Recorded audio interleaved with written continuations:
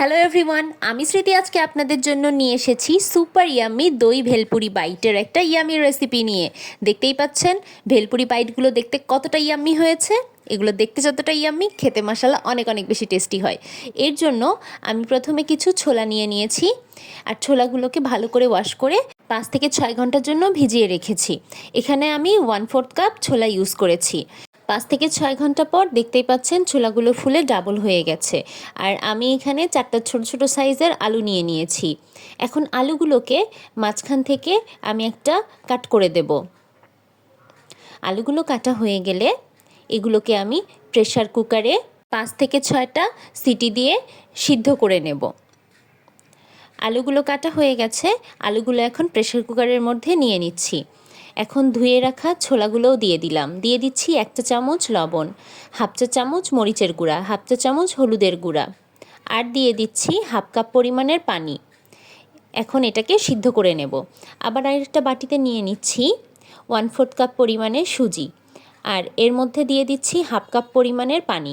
পানিটাকে বারবার করে অ্যাড করব, এবং পানি অ্যাড করা হয়ে গেলে এটাকে 10 থেকে 15 মিনিটের জন্য রেস্টে রেখে দেব। 10 থেকে 15 মিনিট পর দেখব যে সুজিটা ফুলে ডাবল হয়ে গেছে, আর পানিটাও মোটামুটি সোক করে নিয়েছে। এখন আমি এর মধ্যে অ্যাড করব 1/4 কাপ আটা, দিয়ে দিচ্ছি 1/2 চা চামচ লবণ, 1 চা চামচ চিনি।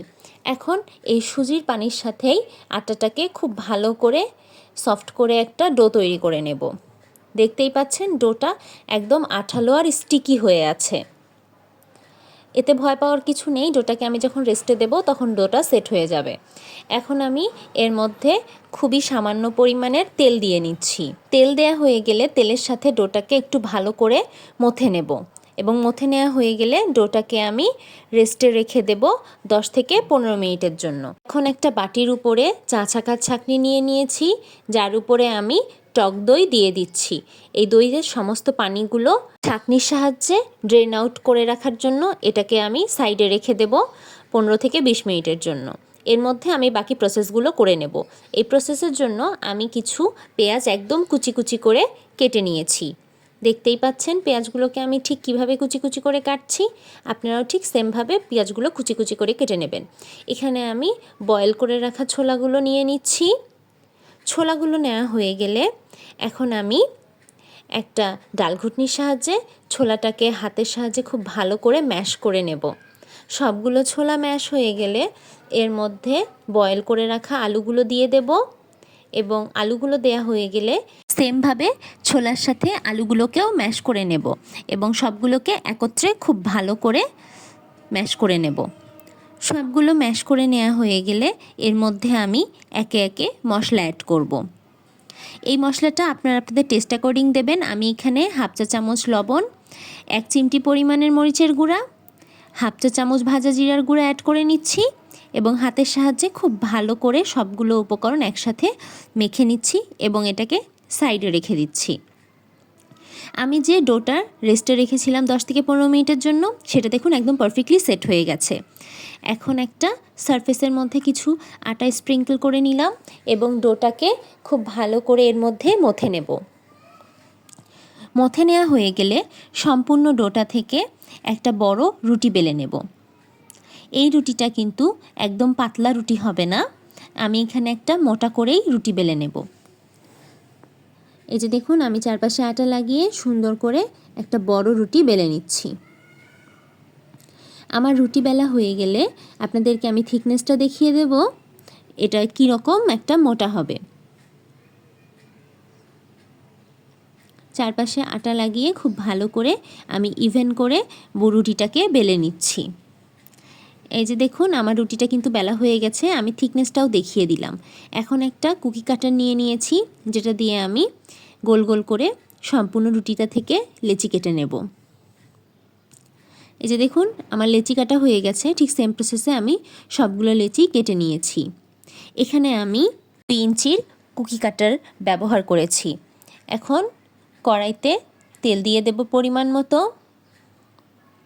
তেল গরম হয়ে আসলে এটাকে একটু চারপাশে স্প্রেড করে নেব, এবং গরম তেলের মধ্যে আস্তে আস্তে আমি রাউন্ড করে রাখা লেচিগুলো দিয়ে দেব। এটাকে বারবার উল্টে পাল্টে ভেজে নেব। আর এ পর্যায়ে গ্যাসের ফ্লেমটাকে একদম লো করে রাখবো। লো টেম্পারেচারে বারবার এটাকে উল্টে পাল্টে একদম লাল লাল করে ভেজে নেব। এগুলো কিন্তু একদম ক্রিস্পি হবে আর খেতে একদম দোকানের মতোই হয়ে যাবে। দোকানের ভেলপুরির ভেলগুলো যেমন ক্রিস্পি হয়, এগুলো কিন্তু ঠিক একই রকম ক্রিস্পি হবে। এই যে দেখুন, আমি চারপাশ থেকেই এরকম গোল্ডেন হওয়া পর্যন্ত ভেজে নেব।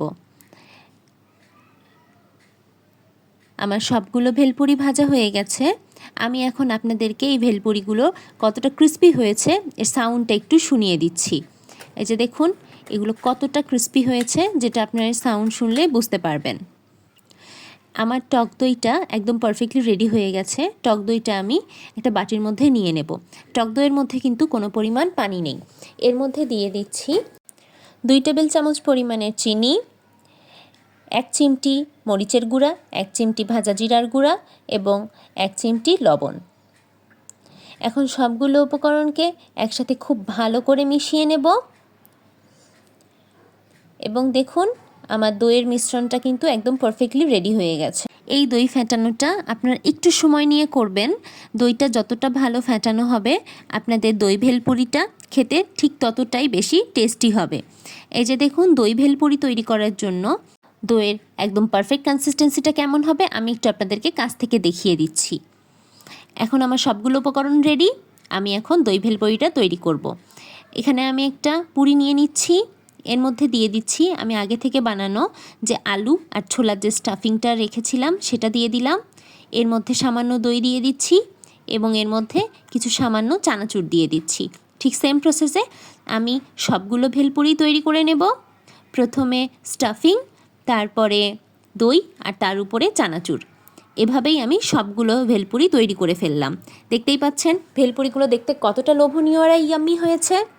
বিকেলের নাস্তায় আপনারা যদি আপনাদের বাসায় এই মজাদার ইয়াম্মি দই ভেলপুরিটা বানিয়ে একবার ট্রাই করেন, তাহলে অবশ্যই আপনাদের বাসার সবারই খুব ভালো লাগবে। এরকম আরও অনেক ইউনিক ভিডিও পেতে আপনারা আমার চ্যানেলটিকে সাবস্ক্রাইব করুন এবং আপনাদের যদি রেসিপিটি ভালো লাগে তাহলে অবশ্যই বাসায় একবার হলেও ট্রাই করে দেখবেন। ভিডিওটি দেখার জন্য থ্যাংক ইউ এভরিওয়ান। ভালো থাকবেন সবাই। আল্লাহ হাফেজ।